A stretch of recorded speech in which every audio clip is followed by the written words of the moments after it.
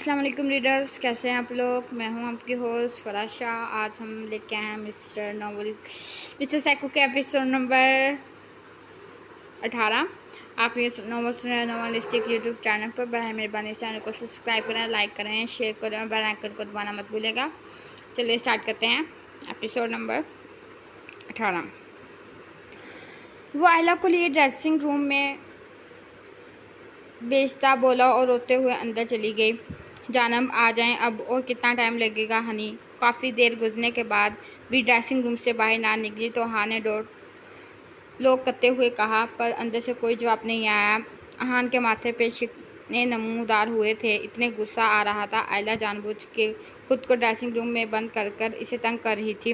वो मुठियाँ बीचे दांत पीसने लगा। Honey Honey open the door, मेरी आवाज़ सुन रही हो तुम? जानम जानम दरवाज़ा खोलो, देखें, तंग मत करें, मुझे फ़िक्र हो रही है, जल्दी से बाहर आ जाएं प्लीज़। वो ज़ोर ज़ोर से दरवाज़ा पटकने लगा। टेंशन की वजह से इसके माथे की रगें तेज़ी से फड़फड़ाने लगी थी और पसीना आने लगा था। हनी प्लीज़ बाहर आ जाएं, क्यों तंग कर रही हैं मुझे? वो दरवाजे पर हाथ रखते बोल रहा था। मैं कहीं नहीं जाना। आयला की आवाज़ आई। ओके जानम, अगर आपको कहीं नहीं जाना तो ठीक है, हम नहीं जाते कहीं भी, चलें अब दरवाज़ा खोलें। वहान ने मिन्नत भरे अंदाज में कहा, आपने मेरा फ़ोन तोड़ दिया, मुझे डांटा, गुस्सा किया, आप मुझसे प्यार नहीं करते अब। वो इसकी धीमी सी आवाज़ हान के कानों में पड़ी थी। अरे यार देखो, मेरी बात सुने, आप प्लीज़ मेरे सामने आकर बात करें। जानम प्लीज़ ओपन डोर, क्यों अपने हान को परेशान कर रही हो? हनी वो दासी से कहने लगा, आप रूम से बाहर जाएं, फिर दरवाज़ा खोलूँगी। ठीक है, जा रहा हूँ, पहले कमरे से बाहर निकलें, मुझे फिर घर से और अपनी ज़िंदगी से बाहर निकाल दीजिएगा, ठीक है ना? जालिम, जुल्म करता हूँ ना तुम पे, बहुत काफ़ी परेशान रखता हूँ आपको ना। वो दबे दबे गुस्से में बोलने लगा। अगले ही पल वो ड्रेसिंग रूम से बाहर निकले। हान गुस्से से एक नज़र इस पर डालते बेड की तरफ भड़क गया और वो छोटे छोटे कदम बढ़ाती इसके पीछे चलने लगी। अब क्यों पीछे आ रही हो मेरे? जाएं, फिर बंद हो जाएं वहाँ और परेशान करें मुझे। वो आयला की तरफ मुड़ा और कहने लगा। वो दांत निकालने लगी। बहुत बुरी लग रही हो, वो बदतमीजी दिखाते बंद करें। वो गुस्से से बोला, आप भी बहुत बुरे लग रहे हैं, ये गुस्से का नाटक करना बंद करें। वो इसके रूबरू आते बोली थी, ज़रा सा भी एहसास है आपको? मजाक समझी है हर बात, कोई फिक्र नहीं है मेरी। वो आयला के बाजू को पकड़ते कहने लगा, तो आपने मुझे क्या समझा हुआ है? वो भी जवाबन बोली, क्या मतलब क्या समझा हुआ, क्या कहना चाहती हो? वो सवालिया नज़र से इसे देखने लगा। आपने मुझे रोबोट समझा हुआ है जो आपके इशारों पर चलती रहूं। वो हान को घूरने लगी। वाट, क्या, कहाँ से सीखी हैं ये सब बातें? वो उसे गिराते हुए हैरत में इसे देखने लगा। मेरा बाजू छोड़े। वो हान को ज़ोर से धक्का दिए इसके एहसास से निकली थी।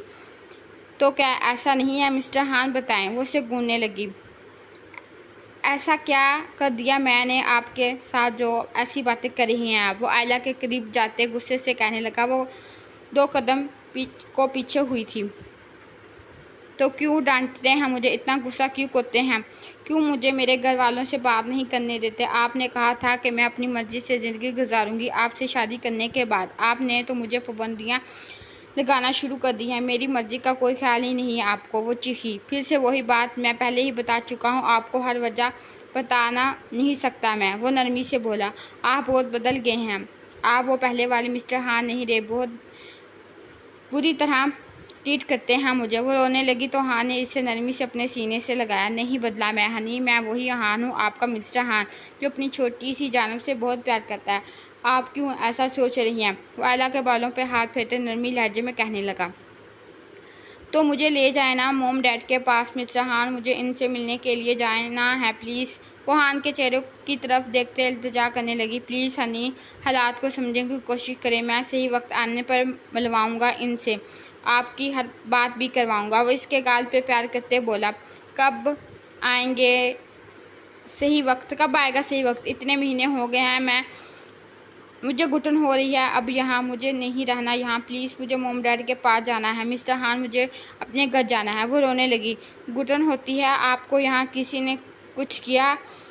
आप कहा आपसे मैं घर चेंज कर लेता हूँ ना, किसी और बड़े घर में रहेंगे, वहाँ घुटन नहीं होगी आपको। वो आयला के आंसू साफ करते मोहब्बत से बोला, नहीं मुझे नहीं जाना, नहीं हूँ घर में, मुझे बस इस अपने घर में जाना है। यही आपका घर है, मैं ही आपका सब कुछ हूँ। क्यों नहीं समझ रही आप मेरी बात? वो आयला के चेहरे को अपने हाथों में थामे हुए कहने लगा, नहीं मुझे यहाँ नहीं रहना। आप अब पहले जैसे मिस्टर हान नहीं। मुझे लगता था आपसे शादी करके मैं अपनी मर्जी से ज़िंदगी गुजारूंगी, आपके साथ दुनिया घूमूंगी, हम बहुत खुश रहेंगे। लेकिन क्या हुआ? हर रोज़ एक नया मसला खड़ा हो जाता है। कुछ भी वैसा नहीं हुआ जैसा मैंने सोचा था। आपने मुझे कैद कर दिया, स्कूल से सीधा घर और सुबह स्कूल फिर घर। ना मुझे मेरे दोस्तों से मिलने देते हैं, ना फ़ोन देते हैं, मुझे उनको यहाँ आने भी नहीं देते, ना मुझे कहीं जाने देते हैं। ये कैद नहीं है तो क्या है? आपको समझ क्यों नहीं आता कि आपकी और मेरी उम्र में बहुत फ़र्क है। आप अपनी जवानी गुजार चुके हैं और अब मुझे मेरी टीन एज लाइफ एंजॉय करने दें। प्लीज़ मुझे इस तरह कैद मत करें। वो बेड पे जाके बैठे रोने लगी। तो अब आपको एहसास होने लग गया है कि हमारी उम्रों में फ़र्क है। हमारी उम्रें ही नहीं, हमारे सोचों में भी बहुत फ़र्क है हनी। और आपका अभी बहुत नादान है, ना समझें, इस दुनिया से बेखबर। लेकिन मैं इस दुनिया को अच्छी तरह जानता हूँ, यहाँ के लोगों को समझता हूँ। आपके लिए क्या सही है और क्या गलत, ये बात अभी आप नहीं जानती। प्लीज़ अपने दिमाग में उल्टे सीधे ख्यालात मत लाया करें हनी। चुप हो जाएं, रोएं नहीं। मैं समझ रहा हूँ आपकी बात। हम कुछ दिन तक आपके मॉम डैड से मिलने जाएंगे, ओके? हम दुनिया भी घूमेंगे, जो जो आप चाहती हैं वो सब करेंगे। बस आप यहाँ से जाने के बाद में मत सोचिए करें, मुझे छोड़ के जाने की बात मत किया करें जाना। वो बेड पे आला के बराबर बैठे हुए इसका चेहरा अपने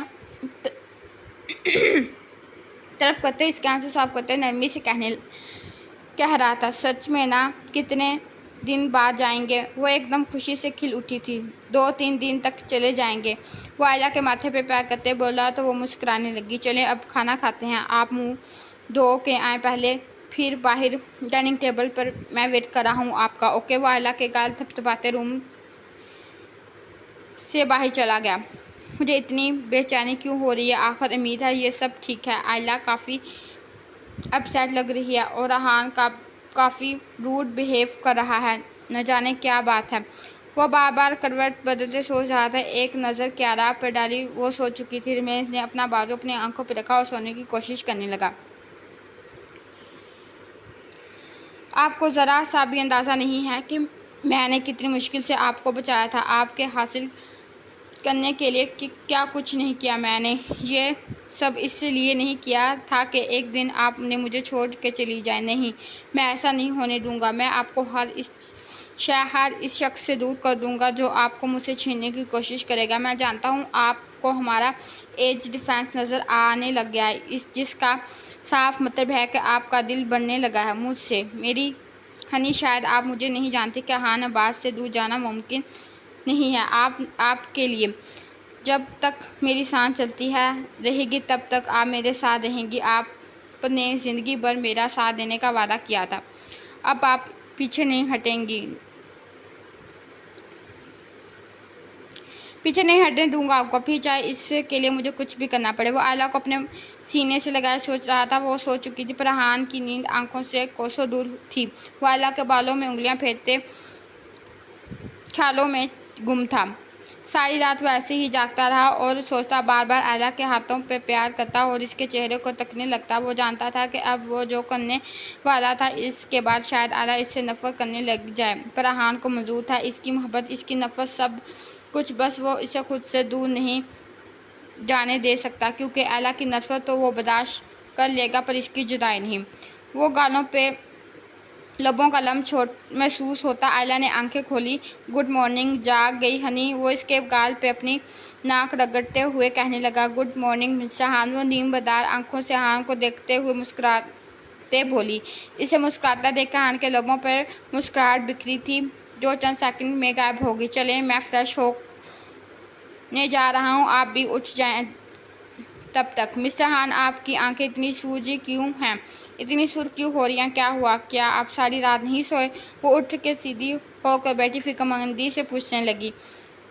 कुछ नहीं हुआ, बस नींद नहीं आई थी मुझे, इसी वजह से। खैर छोड़ो ये बातें, मैं फ़्रेश होकर आता हूँ। वो बात बदलते आयला के गाल थपथपाते हुए फ़्रेश होने चला गया। मिस्टर हान, आई नो आप क्यों नहीं सोए रात भर, वो सर झुकाया दासी से बोली थी। चले हनी, जल्दी से फ्रेश होकर आ जाएं, फिर आप कहीं लेके जाना है आपको। वो ड्राइंग टेबल के सामने खड़ा परफ्यूम लगाते कह रहा था, क्या मैं स्कूल नहीं जाऊंगी? याहू, आज छुट्टी हो गई, मैं अभी फ्रेश होकर आती हूँ। वो खुशी से उछलते बेड से उतरी और बाथरूम में घुस गई।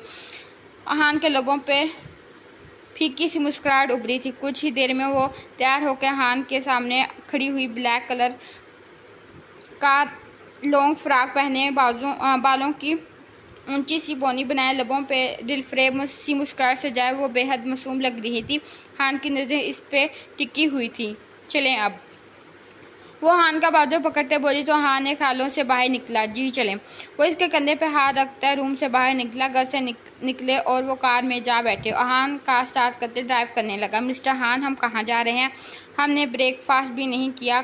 क्या हम कहाँ जा रहे हैं? वही नाश्ता करेंगे। वो हान की तरफ देखते हुए चाकते हुए बोलने लगी। जी हनी, इसने मुख्तसर सा जवाब दिया। मिस्टर हान, क्या आप मुझसे नाराज़ हैं? आप गुस्सा तो नहीं? मेरा मतलब कि वो कल रात मैंने बहुत बोल दिया था ना, ऐसे ही कुछ ज़्यादा ही बोल दिया था। मैंने आपको बुरा लगा होगा, मुझे इस वक्त तो पता नहीं लगा, लेकिन अब काफ़ी गिल्टी फील कर रही हूँ। मुझे ये वो सब नहीं कहना चाहिए था। मैं बहुत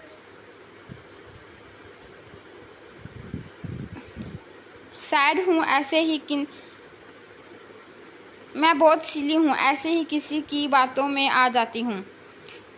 एक बार भी नहीं सोचा कि आपको कैसा लगेगा। आपने बहुत प्यार से समझाया था मुझे, और मेरी वो बातें सुनने के बाद मुझे डांटा भी नहीं। मुझे अभी भी आप मुझे कहीं घुमाने के लिए लेके जा रहे हैं। वो बहुत मज़े से, हान, मिस्टर हान आप बहुत अच्छे हैं। वो बिना रुके बोलती चली गई। हाँ, ड्राइवर करते इसकी बातें सुनता और बोला, कुछ नहीं। आई एम सॉरी जाना, आई लव यू, प्लीज़ मुझसे नाराज़ मत होना। वो हान के गाल पे प्यार करते बेहद मोहब्बत से बोली थी। हान ने इसी वक्त कार को ब्रेक लगाई थी। आयला के लफ्ज़ इसे कमज़ोर कर रहे थे। इसकी बात, इसकी मोहब्बत हान का दिल पिघलाने लगे थे। अगर वो इस वक्त वो कमज़ोर पड़ता तो शायद हमेशा के लिए आयला को खो देता, इसीलिए इसे कमज़ोर नहीं पड़ना था। हनी प्लीज़ आप चुपचाप बैठ जाए, मुझे ड्राइव करने दें। मुझे कुछ ही देर में हम पहुंच जाएंगे, फिर आराम से बात करेंगे। वो आयला की तरफ देखते बगैर ही बोला और कार स्टार्ट करते ड्राइव करने लगा। इसे डर था कहीं आयला इसकी आंखों में झांक के इसकी मोहब्बत, इसके चेहरे की मासूमियत अपना इरादा बदलने पर मजबूर ना हो जाए। वो इस बारे में अपने किए गए फैसले से पीछे नहीं हटना चाहता था। ओके ओके, वो मुस्कुराते हुए बोली थी और कार से बाहर की तरफ देखने लगी। ये क्या है? वो कार से बाहर निकली हुए हैरानगी से बोली। क्या? वो भी हैरत से इसे देखने लगा। फिर इसी पुराने घर में क्यों आए हैं? वो हान की तरफ देखते कहने लगी, क्योंकि यहाँ हम दोनों के अलावा कोई नहीं होगा, इसीलिए मैं अपनी हनी के साथ वक्त गुजारना चाहता हूँ। हान आयला का बाजू पकड़ते घर में दाखिल हुआ। लेकिन मिस्टर हान, वो बोलते बोलते रुकी थी। लेकिन क्या जानम, कितने दिन हो गए हम सही तरीके से वक्त नहीं गुजार पाए एक साथ। बस हम दोनों होंगे आराम से, बहुत सी बातें करेंगे। वो आयला को लिए रूम में इंटर हुआ और रूम लॉक कर दिया। कितनी देर के लिए रुकेंगे हम यहाँ? वो बेड की तरफ बढ़ते हुए पूछने लगी और साइड टेबल पे रखे जूस को उठाते पीने लगी। जब तक मेरा दिल चाहेगा, वो मुस्कुराते हुए बोला, जबकि चेहरे पर संजीदगी वाज़िया हो रही थी। क्या मतलब? वो ना समझे हुए बोलने।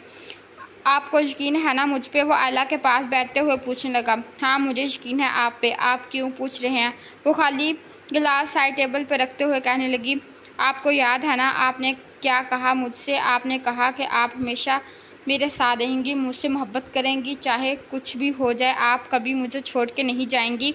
वो आयला का हाथ अपने हाथों में थामते हुए इसकी आंखों में झांकते हुए कह रहा था। हाँ, मुझे याद है मिस्टर हान, मैं बहुत प्यार करती हूँ ना आपसे और आपके साथ ही हूँ। वो मुस्कुराते हुए बोली, और मैं भी आपको खुद से दूर जाने भी नहीं दूंगा हनी, कभी भी नहीं। अगर आप मुझसे छोड़ के चली जाएंगी ना, तब भी नहीं, क्योंकि मैं अपना वादा आपको हर हाल में निभाना होगा जानब। वो संजीदगी से बोला। एला को अपने हाथों पे मौजूद अहान के हाथों की गिरफ्त सख्त महसूस हो रही थी और इसके लबों से मुस्कुराहट गायब हुई थी। वो इसके चेहरे पर परेशानी और खौफ के साए लहराने लगे थे। मैं आपसे जो पूछूंगा आपने सच सच जवाब देना है मुझे, ठीक है ना? वो एला के चेहरे को अपने हाथों के प्याले में बरते बोला था। अब मैं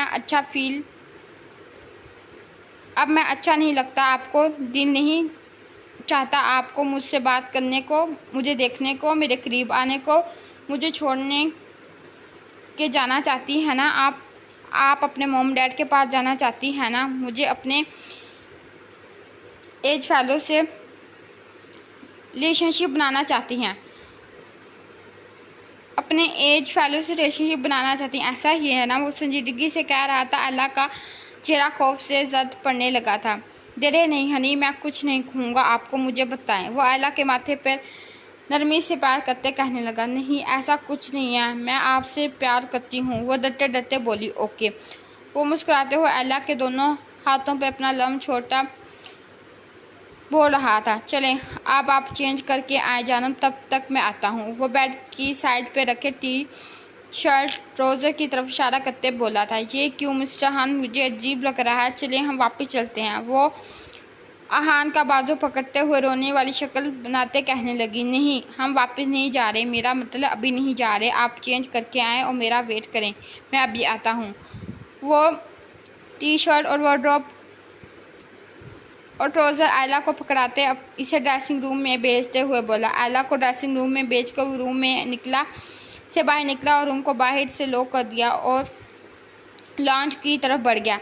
ये क्या कर रहा हूँ, मुझे ऐसा नहीं करना चाहिए, लेकिन अगर ऐसा नहीं किया तो वो मुझे छोड़ कर चली जाएगी, वो मुझसे दूर हो जाएगी और मैं इसे कभी देख नहीं पाऊँगा, छू नहीं पाऊँगा, इसकी बातें सुन नहीं पाऊँगा, इसकी हंसी, इसकी शरारतें, इसका मोहब्बत, इसका गुस्सा, इसकी बच्चों की तरह नाराज़गी, सबसे महरूम हो जाऊँगा। नहीं, मैं ऐसा कभी नहीं होने दूँगा। कोई बात नहीं, वो मुझसे नफ़रत करेगी ना, मुझसे नाराज़ होगी, ज़्यादा से ज़्यादा मारेगी, मैं सब सह लूँगा, लेकिन इसकी जुदाई नहीं सह पाऊँगा। कम से कम मेरी जाना मेरे सामने तो होगी ना, मेरी आंखों के सामने। आपकी नाराज़गी ख़त्म कर दूँगा हनी, आपको समझाने की पूरी कोशिश करूँगा, मुझे उम्मीद है आप समझेंगी और मुझे माफ़ कर देंगी। वो सोफे पे पीछे को सर टिकाए दोनों हाथों में बाल नोचते बोल रहा था। इसकी आंखों से आंसू निकलते इसके गाल पे फिसलने लगे थे।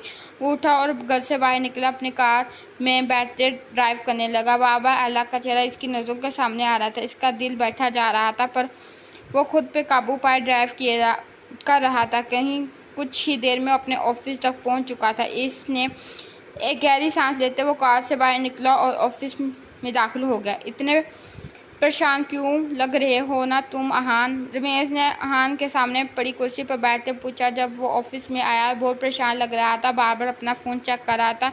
रमेश ने नोट किया कि तो इसे पूछे बगैर ना रह पाया। बस कुछ ख़ास नहीं, ऐसे ही। अहान ने अपने माथे पे उबरते पसीने के कतरों को हथेली से साफ करते एक साथ आह भरते हुए कहा, तुम बहुत परेशान लग रहे हो, आखिर बताओ तो सही क्या हुआ, सब ठीक तो है ना? आयला ठीक है, तुम दोनों की लड़ाई वगैरह तो नहीं हुई ना?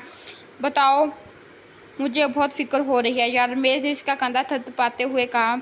हान के चेहरे से परेशानी वाजिया हो रही थी। इसको भी बहुत फिक्र लाहक हुई थी, इसीलिए इसने दोबारा पूछा कि शायद हान बता दे। आयला की वजह से बहुत परेशान हूँ मैं, वो मुझे छोड़कर जाना चाहती है, मैं इसे रूम में लॉक करके आया हूँ, बहुत फिक्र हो रही है मुझे, कुछ भी समझ नहीं आ रहा मैंने ऐसा क्यों नहीं सोचा कि ऐसा कुछ करूँगा। हाँ ने अपनी शर्ट के बटन ओपन करते ऊपर वाले बटन खोलते हुए कहा, क्या मतलब? मुझे कुछ समझ नहीं आ रही, क्यों छोड़ के जाना चाहती है इस तरह अचानक से? क्या कोई बात है, कोई मसला है? मुझे कुछ समझ नहीं आ रहा, कुछ हुआ है क्या? तुमने पूछा इसे वो क्यों जाना चाहती है? अहान की बात सुनकर रमेश ने एक सांस में बहुत सारे सवाल कर डाले। ऐसे वाकई हैरत हुई थी कि इस तरह अचानक आयला के छोड़ के जाने का सुन के वो पहले ही बहुत परेशान हो रहा था, इसे एला की फ़िक्र हो रही थी। इसने देखा कि हान का रवैया बदला हुआ था और एला भी कुछ परेशान है और इसका शख्स यकीन में बदल गया था। ये सब अचानक नहीं हुआ, मैं नोट कर रहा हूँ। वो कुछ बदली बदली सी लग रही है। जब से वो स्कूल जाने लगी है तब से वो काफ़ी जी बातें करने लगी है। इसे हमारी उम्र का फ़र्क बहुत ज़्यादा महसूस होने लगा है। वो मुझे से बेजार हो चुके हैं। इसका दिल नहीं चाहता मेरी शक्ल देखने को, मुझसे बात करने को। वो अपनी वापस ज़िंदगी में जाना चाहती है, अपने मोम डैड के पास। वो अपनी उम्र के लड़के के साथ ही शादी करना और ज़िंदगी गुजारना चाहती है। इसने कहा कि वो खुद को कैद महसूस करती है मेरे साथ, मतलब कि मैंने इसे कैद करके रखा है। इसे लगता है कि मैं इससे प्यार नहीं करता बल्कि इस पे पाबंदियाँ लगाता हूँ, इसे तंग करता हूँ। और वो ऐसा सोचने लगी है मेरे बारे में। मैं बहुत हैरान हूँ। मैंने ये सब इसीलिए तो नहीं किया था कि वो एक दिन मुझे यूँ छोड़ के चली जाए। ऐसा बहुत कुछ जो तुमने नहीं जानते, जो मैंने किसी को भी नहीं बताया, लेकिन पता नहीं क्यों लगता है जैसे अब वक्त आ गया हो सब कुछ बताने का। मैंने सब कुछ खो के इसे पाया है। मैंने इसे जाने नहीं दे सकता। मुझे लगता है कि शायद मेरी मोहब्बत मेरी त्वचा पा के वो मेरी हो जाएगी। मैंने इसका ख्याल रखा, इससे किसी चीज़ की कमी महसूस ना होने दी, लेकिन फिर भी इसकी बातें सुनकर मुझे ऐसा लगा जैसे इसके लिए मेरी मोहब्बत, मेरी चाहत कोई मायने नहीं रखती। इसका दम घुटता है मेरे घर में। मैं घुटन महसूस करती हूँ मेरे आस पास अब। वो घुटन महसूस करती है मेरे आस पास अब। हाँ ने बेचैनी से अपने बाल नोचते कहा। वो बहुत परेशान लग रहा था। इसे समझ नहीं आ रही थी वो क्या करे। बेचैनी से वो अपने इधर उधर टहलने लगा। रमेश हैरत व परेशानी से इसे देखने लगा। ये सब तुम कह रहे हो? मैं कुछ समझ नहीं पा रहा। अचानक इतना बड़ा, इतना सब कुछ कैसे हो गया? कुछ हो गया है। तुमने ज़रूर इसे कुछ कहा होगा। ऐसे ही अचानक से इसका वो फैसला नहीं कर सकती वो। रमेश अभी भी हैरत में डूबा इसे पूछ रहा था। इसे यकीन नहीं हो रहा था। इसे हान पे शक हो रहा था। वो समझ रहा था कि ज़रूर हान ने कुछ कहा होगा, वरना एला क्यों ऐसी अचानक यहाँ से जाने का फ़ैसला करेगी। तुम मुझ पे शक करे हो? तुम नहीं जानते क्या मैंने क्या कुछ नहीं किया इसके लिए? क्या तुमने देखा नहीं मैंने कितना ख्याल रखा इसका? इसे किसी की कमी महसूस होने नहीं दी। तुम्हें लगता है कि मैंने इस पे कोई जुल्म या ज़्यादती की है जो वो मुझे छोड़ के जाना चाहती है? मुझे अफसोस है, बेहद दुख है।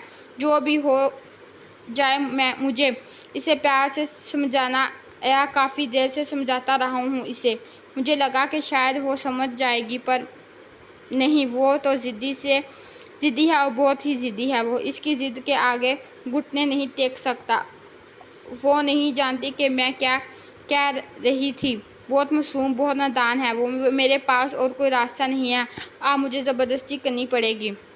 वो नहीं जानती कि इसके भले के लिए ही है। ये सब इसके लिए ही कर रहा हूँ, इसकी हिफाजत के लिए कर रहा हूँ। मैंने ये बात समझाने की कोशिश की है पर नहीं समझ रही। अब नहीं समझाना चाहती तो ना समझे, लेकिन इसकी ज़िद व नादानी के आगे इसे खतरे में नहीं डाल सकता। मेरे कमरे में ला करके आया हूँ हनी को। उम्मीद है कि समझ जाएगी। मेरे बात तो मानने का नतीजा हो सकता है। उम्मीद करता हूँ कि अब ज़िद छोड़ देगी। हाँ ने अपनी टाई ढीली करते इसे की तरफ देखते हुए कहा। रमेश को जैसे झटका सा लगा था। हाँ एला को रूम में लॉक करके आया है। ये बात सुनकर रमेश का दिल डूबने लगा था। तुम एला को कमरे में बंद करके आए हो? रमेश का जहन इस एक बात पर अटक गया था। वो एला को कमरे में बंद करके आया है। ये सुनने के बाद इसने आगे सुना ही नहीं कि वो क्या कह रहा है। वो हारे से इसे देखते पूछने लगा, जैसे यकीन कर रहा हो कि इसने जो सुना है वो सोचा है। मैं सही सुना, यही सच है। तुम्हारे पास और कोई, मेरे पास कोई और रास्ता नहीं था। क्या करता मैं जानता, तुम जानते हो कितनी मुश्किल, कितनी ज़िद्दी, कितनी नादान मेरी जान। मैं इसे खुद से दूर नहीं जाने दे सकता। इसे अपने पास रहने के लिए मैं कुछ भी करने को तैयार हूँ। अगर प्यार से नहीं मानेगी तो ना चाहते हुए भी मुझे मजबूरन ज़बरदस्ती करनी पड़ेगी। इसके अलावा और कोई रास्ता नहीं है तुम्हारे पास तो बताओ मुझे। एहसान ने पानी का गिलास उठाते अहान ने पानी का गिलास उठाते 2 घूंट भरते और रमेश को देखते हुए कहने लगा, ऑफिस कोर्स और बहुत से रास्ते पे कोई अच्छा तरीका नहीं है जो तुमने किया है। तुम इसे सब कुछ सच सच क्यों नहीं बता देते? है जो भी मसला है वो भी सच्चाई है, इसे बता दो। वो ऐसी कोई भी बात कौन सी बात है जो मैं भी नहीं जानता, जो तुमने सिर्फ खुद तक रखी है? बताओ कि मुझे क्यारा, ज़रे क्या बात है? आखिर ऐसा क्या है जिसकी वजह से तुम्हें यह कदम उठाना पड़ा? बोलो हान। वो हान के बाजू को झुंझुनते चीखा था। कितनी देर हो गई, अभी तक मिस्टर हान नहीं आए। पता नहीं कहाँ चले गए, बताया भी नहीं। उन्होंने कहा थे थोड़ी देर में आ जाएंगे, लेकिन काफ़ी देर हो गई है, अभी तक नहीं है। वो बैठ क्राउन से ड्रेक लगाए सोच रही थी। साइड टेबल पर रख के पानी के गिलास को उठा दी। इसने पानी पिया और गिलास वापस रख दिया। टेबल पैर से उतरते दरवाजे की तरफ बैठी। दरवाज़ा खोलने की कोशिश की तो दरवाज़ा ना खुला। दरवाज़ा क्यों नहीं खुल रहा? ये क्या किसी ने लॉक कर दिया है दरवाज़ा? हेलो, कोई है? मिस्टर हान, हेलो हेलो, कोई बाहर है? प्लीज़ दरवाज़ा खोलो, मेरी आवाज़ सुन रहा है, दरवाज़ा खोलो। दरवाज़ा बाहर से लॉक है। ये सब क्या हो रहा है? मिस्टर हान कहाँ चले गए? किसी ने बाहर से दरवाज़ा बंद कर दिया। मुझे बहुत डर लग रहा है। मेरा फ़ोन कहाँ है? फ़ोन कहाँ? मिल नहीं रहा। वो डर के मारे कांपते हुए कमरे में अपने फ़ोन को ढूंढने लगी। पूरा कमरा छान मारा, लेकिन इसे फ़ोन ना मिला। डर के मारे इसे पसीना आने लगा था। इसकी सांस फूलने लगी थी, धड़कनें बेतरतीब होने लगी थी। इसे कुछ भी समझ नहीं आ रहा था ये क्या हो रहा है। वो रोते हुए बेड पे जाके ऊंधे मुंह लेट गए। मिस्टर हान कहाँ चले गए हैं? मुझे बहुत डर लग रहा है। मेरा फ़ोन भी अपने साथ ले गए हैं। आप घर में तो कोई भी नहीं था, तो फिर दरवाज़ा बंद किसने किया होगा? मिस्टर हान, लेकिन क्यों? मुझे इस कमरे में बंद करके क्यों गए हैं? वो ज़ारो कतार होने लगी थी। मैं आयला को वापस नहीं भेज सकता, क्योंकि इसके डैड ने इसे वहाँ आने ही नहीं देंगे। वो असल में बात ये है कि उन्होंने एक बहुत बड़ी डील के बदले आयला को मेरे हवाले किया था। हान ने रमेश से नज़र चलाते कहा। डील के बदले? तुम क्या कहना चाहते हो? आखिर हान, उम्मीद है मुझे समझ नहीं आया। वो मेरी गलत फहमी होगी, बताओ मुझे। रमेश हान के बाजू रूबरू होते हैरानगी से इसे तकने लगा। हान सोफे पर जा बैठा। जो तुम समझ रहे हो ऐसा ही है, हान स्पष्ट लहजे में कहा। तुमने डील की थी? मतलब तुमने खरीदा है इसे? ये क्या कहना चाहते हो तुम? रमेश गुस्से व गम की कैफियत से कहने लगा। मैंने तो सब हनी को बचाने के लिए किया था, वरना इसके डैड कहीं किसी और के पास इसे बेच देते इसे। हान ने सोफे को पीछे की टेक लगाते हुए कहा। कितने पैसे दिए थे तुमने इसके डैड को? रमेश ने हकारत से कहा तो हान ने गुस्से से इसे देखा। मेरी नीयत साफ थी, मैंने सिर्फ इसे बचाने के लिए किया था। ये वो तो बाद में इस मासूमियत, इसकी शरारतें से मुझे प्यार होने लगा तो मैंने इसे दिल दे बैठा। मेरी मोहब्बत सच्ची है रमेश, इसका बात का यकीन दिलाने के लिए मैं कुछ भी कर सकता हूँ। वो नम आंखों से बोला। यार, तुम इसे कमरे में बंद करके आ गए, तुम्हें लगता है वो तुम्हारी बात समझेगी? अगर इसने खुद को कोई नुकसान पहुंचा दिया तो एक बार इसके बारे में सोचो। वो हान के बराबर सोफे पे बैठते हुए कहने लगा। नहीं, ऐसा कुछ नहीं होगा। कमरे में ऐसी कोई चीज़ नहीं है जिससे वो खुद को नुकसान पहुंचा सके। वैसे भी वो ऐसा नहीं करेगी। तो तुमने बहुत एहतियात बरती है, मतलब ताकि वो हर्ट भी ना करे खुद को। वो फिर इसके सीने